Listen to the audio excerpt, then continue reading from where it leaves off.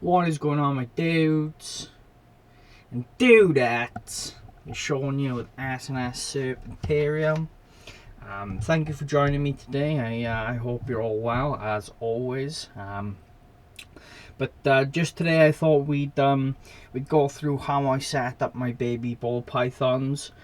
And really, you know, the sort of principles to setting up any baby snake. It's already the same. Obviously, you've got to adjust your care accordingly. You know, it's pretty straightforward stuff, but I thought I'd take this opportunity to show you the baby. So this is actually my hatchling rack. Okay, so I've got labels there just saying that the sex of each snake. This snake is actually spoken for. If you're watching, you know who you are. Okay. I don't know why, but it's not picking him up very well.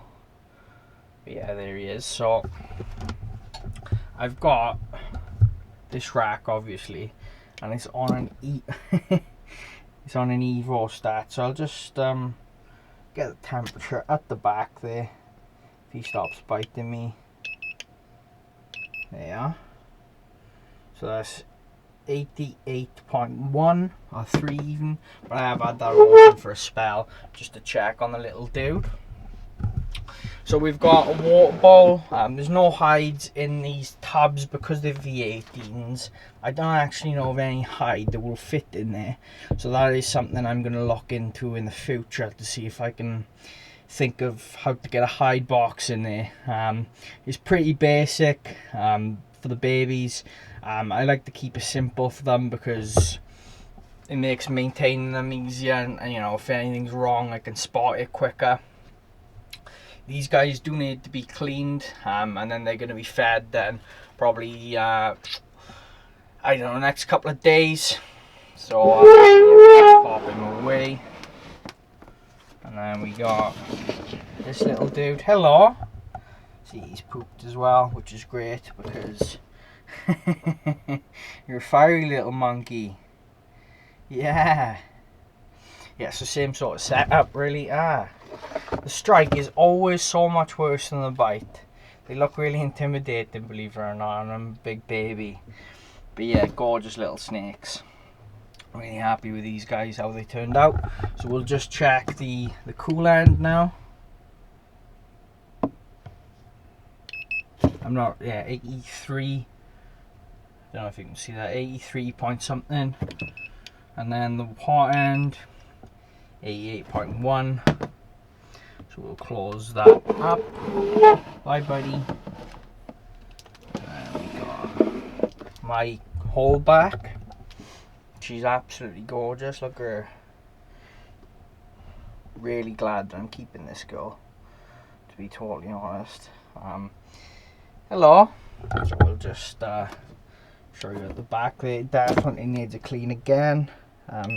So it's 89.4, and the warm end, the cool end even 83.7. Right. So again, same sort of setup. She's pooped, which is good to see. And then we'll feed them in a couple of days, as I say.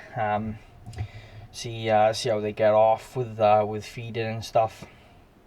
I don't expect them to start feeding straight away, but hopefully it won't take too long. Bye. Oh, easily startled. Yep, so we got the same sort of thing again. This little dude is also looked quite fired up there. Oh, don't like the camera. See if I can zoom in a bit on him. See if that focuses a bit better. Really funky patterns on all of these normals. I don't know if you can see how funky the patterns are. One of them's got like heart shapes and stuff on them, which is really cool. So all of the ones I've showed you so far have been the females. Again, I'll just check the temps. So that's 90.9, and then that's 83.2. Okay, so I'll just pop him away. again, well, actually that's not too bad, but I will clean her out anyway, fill up the water bowl and stuff, get some new kitchen roll in there. It's not really dirty, she's just moved it about and stuff, but I will still replace it anyway. Right, so the ones I've showed you so far have all been girls. This is the first male. I don't know, yeah, he needs to be cleaned big time. Look at that. Look at the pattern on him. Absolutely bonkers. I find that the het clowns, they do look different to most normal snakes. I do find there's a big difference. So this is going to be the lowest level. So I'll just check my temps again. Just right at the back there. So that's 88.1. And then 83.7. Which is good. That's all good for me. I'm happy with that. All them temps are pretty bang on. This rack has got good ventilation because on the tops of each tub there's all them holes.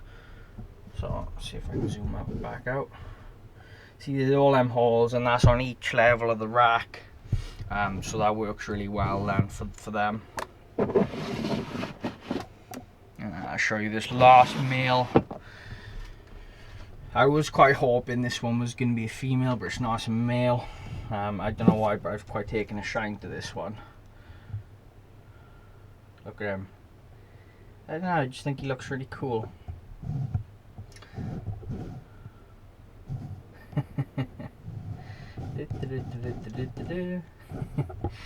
Yeah, so yeah, I'm hoping they'll get feeding pretty quickly, but who knows how long it'll actually take. They're all really healthy and good weights and stuff, which is good, other than obviously that one that was dead in the egg, but I didn't expect that to hatch anyway, just because of how, you know, thin the egg was. I believe you all saw the egg, what it was like. But yeah. Right, so the principle of keeping babies is already the same for any species, as I say. You just want to make sure the tub is secure, but it's got to be quite small, but it's got to have that same heat gradient as what you'd expect for an adult. The humidity, especially when they're first born, you need to watch that, just because obviously, you know, the first shed and stuff like that, and things can dry up where the feeding tube was when they were in their egg. So that's something you need to watch out for. The baby house snakes that I've got, because they're really small and they've got to be kept in a lot smaller of a tub, all I do then is I actually heat them on the back plate, and I find them with that back plate, you know, I can keep the heat gradient, but I don't have to give them a massive tub that's too big, and there's a much greater chance of them escaping and stuff then. So I find that really works really well. I couldn't keep them in something like this because the holes on the top, they would just come straight out of there, so that's no good. And it's the same for larva enclosures, so I keep them in little burr plasts. So that's one thing you need to consider when you are housing baby snakes, is you need to think about, you know, what actual tub size am I going to use, and sort of what equipment is best for this particular species. And then you just need to keep your eye on the ball and about, you know, how they're doing and stuff like that. I do recommend, unless it's a higher humidity snake, to keep it on paper, just so you can, you know, make sure that it's doing everything that it should. And obviously then it lowers the chance when it does get feeding that you'll have problems with ingested substrate and stuff like that. Oh my god, though, I do love this girl, guys. I really can't emphasize that enough. She's gorgeous. But yeah, that'll be it for today, guys. If you've got any other questions, just let me know. I really do enjoy this rack. It's a good rack, plenty big enough for my sort of small operation that I got going here. And you know, if I need to expand in the future, I can always just put another rack on top of this. It's no big deal. Another hatchling rack on top of this won't hurt. But yeah, thank you for tuning in. As always, I hope you're all safe and well. If you enjoyed this video, make sure you do drop us a like. Comment down below if there's any questions at all related to this video, or general snake questions you think I can help you with.